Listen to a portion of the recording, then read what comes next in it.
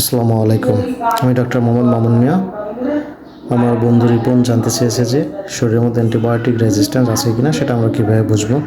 তো আমি তাকে বলতে চাই যে অ্যান্টিবায়োটিকের রেজিস্ট্যান্স আছে কিনা সেটা বোঝার জন্য যখন আমাদের শরীরে কখনো ইনফেকশন হয় তখন ব্লাড এবং ইউরিন পরীক্ষা করে কালচার সেন্সিটিভিটি টেস্ট করে দেখা হয় সেখানে কোনো ব্যাকটেরিয়ার উপস্থিতি আছে কিনা, এবং যদি ব্যাকটেরিয়ার উপস্থিতি থাকে তখন আমরা সেই ব্যাকটেরিয়ার উপর সেন্সিটিভিটি টেস্ট করে জানতে পারবো যে সেখানে কোন অ্যান্টিবায়োটিক রেজিস্ট্যান্স, অর্থাৎ ওই ব্যাকটেরিয়া কোন অ্যান্টিবায়োটিকের প্রতি রেজিস্ট্যান্স তৈরি করছে।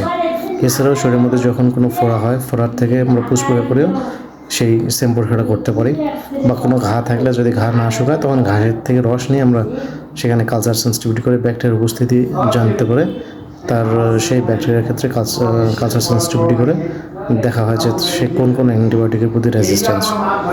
এছাড়াও আমরা ডিক্স ডিফিউশন টেস্টের মাধ্যমে কোনো ব্যাকটেরিয়ার উপর কী কী অ্যান্টিবায়োটিক রেজিস্ট্যান্স থাকে সেটা নির্ণয় করতে পারি।